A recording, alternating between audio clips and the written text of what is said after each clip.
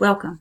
I'm Summer Van Wagnen presenting the Instructional Design interview of Susan Shostak, Instructional Supervisor in Wake Technical Community College's Workforce Continuing Education Program. Wake Technical Community College is the largest community college in North Carolina and is based in Raleigh. Generally, it is funded by taxpayers in grant programs and serves nearly 75,000 students annually throughout North Carolina. The college offers attendance flexibility and diverse course offerings, ranging from technical skills programs such as auto repair to associate degrees in humanities and STEM. There is attendance flexibility with several satellite campuses as well for traditional and online students who may attend day or evening classes. Susan Shostak holds a BA in communication and is currently seeking a master's degree in teaching English as a second or other language. Previously, she taught in China for 4 years and at Wake Tech for 5 years, making up part of her 20 years of experience. She started the ESL Teaching Certificate Program at Wake Technical Community College as well. The ESL Teaching Certificate Program is a non-credit program spanning 12 to 18 months and includes 6 classes. According to the Wake Tech website, program coursework covers adult ESL instruction, second language acquisition theory, and intercultural competency. There is a 14-week practicum, which includes teaching solo for 7 weeks under the supervision of an experienced ESL teacher mentor. The program does not require licensure in teaching ESL, but the hope is that students will register for the Praxis National Teaching Exam and gain licensure endorsement in the content area. Most students are not formally trained teachers before starting the program, so this presents a challenge. Susan says, however, we pride ourselves on taking someone who has not taught before and taking them from 0 to 100 in 12 to 18 months. The essential question guiding her work is, how do we design these courses so that they become good teachers and not just good students?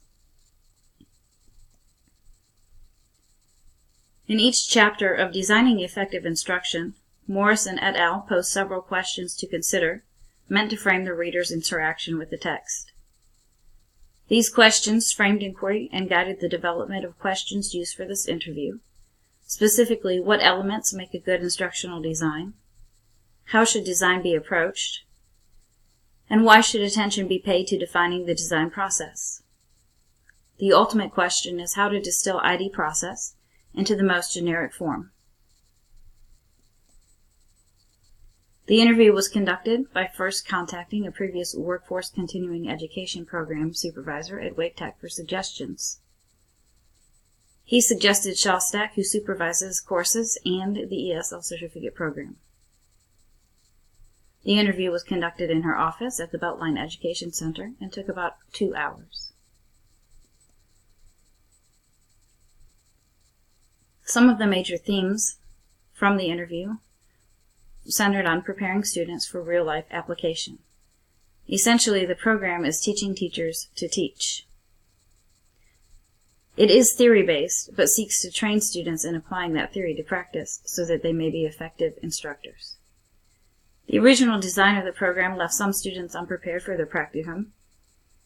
Changes implemented were critical conversations throughout the course before and after the practicum, as well as during the practicum. Change in grade requirements to require pass-fail threshold of 80%, and modified the program design specific to class content and assignments. More practice was also built in. In preparing students for real-life application, there are some challenges. The world is changing, so maintaining relevance in the real world is challenging. Examples of challenges are keeping up with technology and changing classrooms, and meeting the needs of diverse students. Since ESL students in the program or students in the ESL program are not already teachers, the program must include opportunities to gain that experience and give context to their learning. Meeting these needs means an iterative approach to program design is often necessary. Evaluation of the program is also necessary. Many students want to teach ESL after graduation, Others plan to work in the Peace Corps or pursue further education. This means the program must be tailored to those needs. Specifically, Wake Tech seeks to hire graduates of the ESL certificate program, and from 2008 to 2013 was able to hire in general 85 to 100% of those students who sought employment at Wake Tech. Another theme present was continuous evaluation. It is the overarching organizational goal and should guide work. The big question comes, how to be good at it. According to Shostak, instructional design practitioners should stay abreast of research, not be afraid to fail, set measurable goals, and use those goals to inform action. Key takeaways about Applied ID is that it is not a continuous process, or that it is a continuous process regardless of the model used. It's sort of like problem solving, and should be iterative, where you identify, assess, propose solutions, evaluate, and then start again. Beginning with the end in mind allows you to adjust as necessary to meet your goals. General impressions. Instructional design is an ever-changing, evolving process. Customers most often determine the product, so practitioners must be precise in their identification of instructional problems and deliberate in their implementation of solutions. Training programs should be designed and delivered in ways that meet the needs of learners and prepare them for success in the workplace. This requires intentional collaboration within the field while building reflective practices.